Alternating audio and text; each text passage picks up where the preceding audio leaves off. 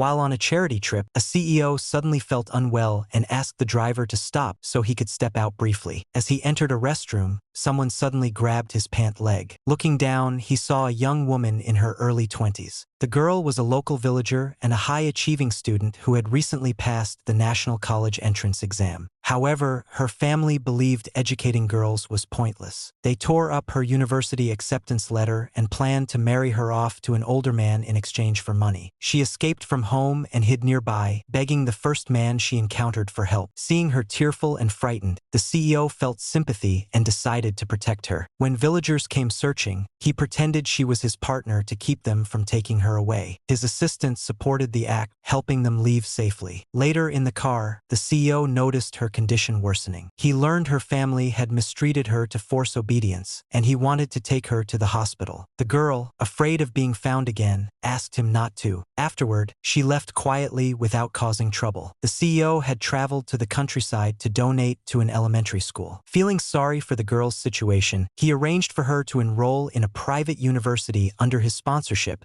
so she could continue her education. However, the university was filled with wealthy students who wore expensive custom uniforms. The girl, unable to afford one, attended classes in her old high school uniform and was mocked by classmates.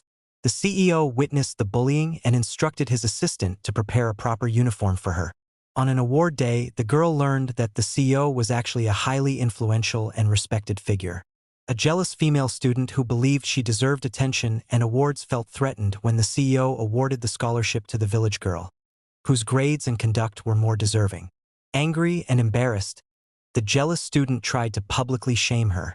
The girl remained calm and did not retaliate. When the bullying escalated, the CEO stepped in to protect her and reaffirmed his support. Later, the girl's troubled mother arrived in the city and insisted on staying in her dorm. During this stressful time, the jealous student continued causing trouble. Due to financial pressure, the girl took a part-time job at an entertainment venue, feeling uncomfortable in the environment. Unexpectedly, her first customer there was the same CEO who had previously helped her. He was confused about why she needed money after receiving a scholarship. He soon discovered the truth: her mother had taken the scholarship money to repay debts. The girl had been forced to work just to afford housing. Feeling protective, the CEO offered to financially support her for a year so she could focus on studying. The girl appreciated his kindness but did not want to feel dependent. Instead, she offered to help him with household duties in exchange. Over time, he helped her separate from her toxic family environment and allowed her to stay in his home.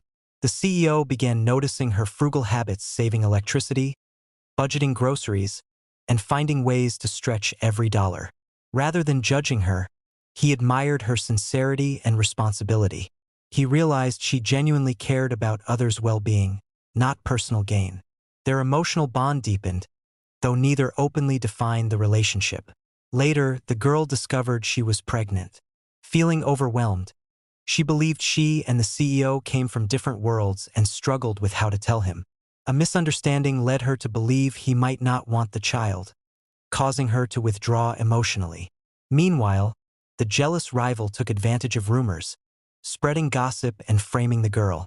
As a result, the university expelled her, and news spread across campus, making her a target of public criticism.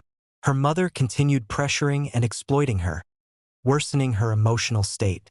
Feeling trapped and exhausted, the girl began to lose hope. She attempted to say goodbye to the CEO in what sounded like a final call, thanking him for being the only person who had ever truly cared for her. The CEO later discovered her financial records and realized she had never misused the money he gave her. After checking surveillance and uncovering the rival's schemes, he urgently tried to find the girl. The story continues with the CEO rushing to protect her, confront those responsible, and fight to clear her name.